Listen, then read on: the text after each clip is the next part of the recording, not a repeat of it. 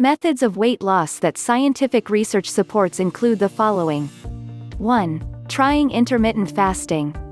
Intermittent fasting is a pattern of eating that involves regular short-term fasts and consuming meals within a shorter time period during the day.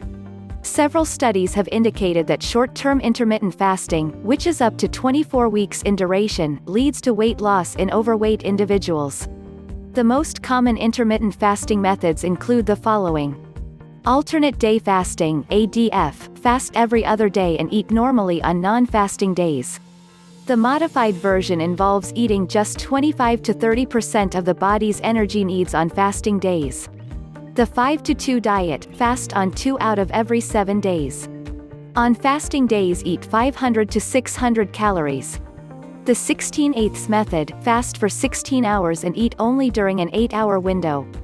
For most people, the 8-hour window would be around noon to 8 p.m. A study on this method found that eating during a restricted period resulted in the participants consuming fewer calories and losing weight. It is best to adopt a healthy eating pattern on non-fasting days and to avoid overeating. 2. Tracking your diet and exercise. If someone wants to lose weight, they should be aware of everything that they eat and drink each day. The most effective way to do this is to log every item that they consume, in either a journal or an online food tracker. Researchers estimated in 2017 that there would be 3.7 billion health app downloads by the end of the year. Of these, apps for diet, physical activity, and weight loss were among the most popular. This is not without reason, as tracking physical activity and weight loss progress on the go can be an effective way of managing weight. One study found that consistent tracking of physical activity helped with weight loss. Meanwhile, a review study found a positive correlation between weight loss and the frequency of monitoring food intake and exercise. Even a device as simple as a pedometer can be a useful weight loss tool. 3. Eating mindfully. Mindful eating is a practice where people pay attention to how and where they eat food. This practice can enable people to enjoy the food they eat and maintain a healthy weight. As most people lead busy lives, they often tend to eat quickly on the run, in the car, working at their desks, and watching TV. As a result, many people are barely aware of the food they are eating. Techniques for mindful eating include sitting down to eat, preferably at a table, pay attention to the food and enjoy the experience. Avoiding distractions while eating, do not turn on the TV, or a laptop or phone. Eating slowly, take time to chew and savor the food. This technique helps with weight loss, as it gives a person's brain enough time to recognize the signals that they are full, which can help to prevent overeating. Making considered food choices, choose foods that are full of nourishing nutrients and those that will satisfy for hours rather than minutes. 4. Eating protein for breakfast. Protein can regulate appetite hormones to help people feel full. This is mostly due to a decrease in the hunger hormone ghrelin and a rise in the satiety hormones peptide YY, GLP-1, and cholecystokinin. Research on young adults has also demonstrated that the hormonal effects of eating a high-protein breakfast can last for several hours. Good choices for a high-protein breakfast include eggs, oats, nut and seed butters, quinoa porridge, sardines, and chia seed pudding. 5. Eating plenty of fiber. Dietary fiber describes plant-based carbohydrates that it is not possible to digest in the small intestine, unlike sugar and starch. Including plenty of fiber in the diet can increase the feeling of fullness, potentially leading to weight loss. Fiber-rich foods include whole grain breakfast cereals, whole wheat pasta, whole grain bread, oats, barley, and rye fruit and vegetables, peas, beans, and pulses, nuts and seeds. 6. Managing your stress levels. Stress triggers the release of hormones such as adrenaline and cortisol, which initially decrease the appetite as part of the body's fight or flight response. However, when people are under constant stress, cortisol can remain in the bloodstream for longer, which will increase their appetite and potentially lead to them eating more. Cortisol signals the need to replenish the body's nutritional stores from the preferred source of fuel, which is carbohydrate. Insulin then transports the sugar from carbohydrates from the blood to the muscles and brain. If the individual does not use this sugar in fight or flight, the body will store it as fat. Researchers found that implementing an 8-week stress management intervention program resulted in significant reduction in the body mass index (BMI) of overweight and obese children and adolescents. There surely is a most effective weight loss method, and we'll get to it in a minute. When you begin your fitness journey, it might get a little overwhelming and you might feel really confused because there will be plenty of information flying around from every corner on what you should or shouldn't do. For example, some people will tell you eating rice is bad, some will tell you eating too much of rice is bad, and some will tell you it's okay to eat as much rice as you want as long as it's brown rice. Now different people will choose different option out of these three and believe it to be the truth. Note, I am not going to comment on any of these specifically. The most important thing that you need to understand is, just like no two people can be exactly identical, no two bodies can be exactly identical. A weight loss method that works for one person may very well not work for another person at all. Or, a weight loss method that helps one person lose 5 kgs may only make another person lose 2 kgs, which shows that one method may work for two different people but give them different results. Now let's get back to the most effective weight loss method. The most effective weight loss method is the one which helps us reach our goal in a gradual but effective manner without causing our bodies any harm. Remember, your brain is a part of your body too. So any weight loss method that makes you go crazy, obsessive and stresses you out is not the way to go. A good weight loss method is the one which is gradual. It helps you lose weight gradually. So beware of all those weight loss methods that say lose 10 kgs in 7 days, lose belly fat in 1 week, etc.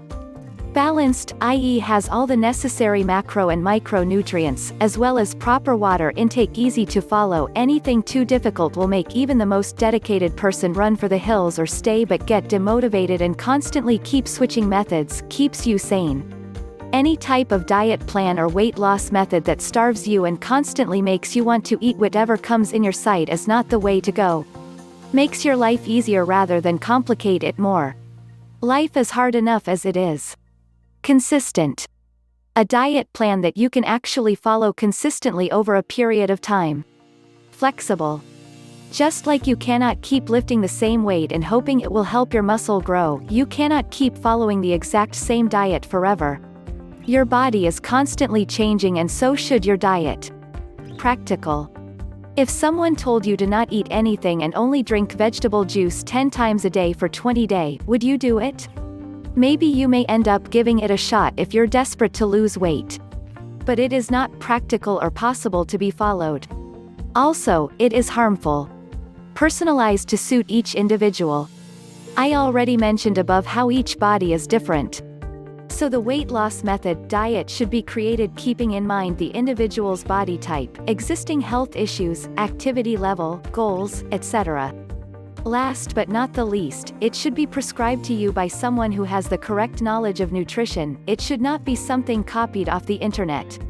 Believe me, you will find a million diets on the internet and every diet seems as good as the next. Weight loss will be followed by fatigue and constant tiredness. Calories come in, calories are gone. No magic pill or life-changing hack will thwart all efforts. Losing weight is hard work. It can be difficult, but it doesn't have to be that way. You need to start making lifestyle changes that you can actually follow, not other lost foods that take away your water weight. To be healthy, all you have to do is, it's that simple. Walk 10,000 steps a day, more if possible. This can burn 500 calories for an obese person, 200 to 300 for a healthy weight person. You can get a pedometer for the lowest price at any pharmacy, or you can download an app on your phone that will count your steps. Over 10,000 steps, you need to exercise for 30 minutes. Do exercises that you can really enjoy. I love simple calisthenics that I can do without a lot of equipment or some special yoga. Some may choose to go to the gym or even go swimming. There are so many options that there is absolutely no excuse for doing nothing. If you feel you don't have time to exercise, just look at your plan. Make time, even if it means getting up 30 minutes earlier. When watching TV, use that as an excuse to do woodwork or sit-ups while watching your shows or movies. Stay hydrated. Drink water regularly and cut down on sugary drinks. black coffee or various teas can help to reduce appetite and speed up your metabolism. Water also reduces cravings and fills your stomach upwards, causing you to swell faster. Manage your parts. Familiarize yourself with the size of the assignment and stick to it. You can eat as many fruits and vegetables as you would like if you were hungry between meals. No sauces or syrups. For some people, the 5 small portions that are distributed throughout the day work very well, because sometimes having just 1 or 2 meals can be very helpful. See what works best for you and keep it to yourself. Count the calories, but don't overdo it. If you exercise daily, combine your 10K and keep a watch over the size of parts, chances are you will lose weight or not count calories. However, if you are a person who can find it useful, keep a small diary and write down the calories consumed throughout the day.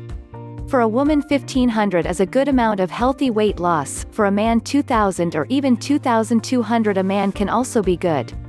Try to meet that number, not intentionally sitting down. You need to make sure your nutrition comes first. So when you count calories, keep track of how much you eat: protein, carbs and more. There are no cheating days. One bad day cheating can set you up for a whole week of work. If you know you're going to eat out, that an event is coming up, or you just want that to be taken just once, that's fine. You just have to get it. Set limits on how much you will eat and exercise more that day to make the extra calories you eat. Now come up with ideas. To help you control share sizes, use only small plates and fill the containers halfway. Using smaller plates will make it seem like there is a lot of food on the plate. When eating, it is best to focus only on the food. Turn off the TV, hang up the phone, and watch every bite you take. Getting used to thinking while eating can make a big difference. Chew slowly, pay attention to the taste and texture of the food, and take time to enjoy it. You will see if you are full easily. Cut out unhealthy or nutritious foods on the floor, or just stay away from it. Half of the meal means half of calories. This is especially helpful if you are at a party where there are things like cake. It's okay to have it, but instead of eating a full piece, just cut it in half. That way you can still enjoy it, but you won't have to worry too much about it. Just make sure you do extra exercises that day. Also, do not practice this. Don't make things difficult for you. This should be a change in lifestyle that you will live with for the rest of your life. No matter what you do, your life must come first. Improve your health because you want to, not because you feel you deserve.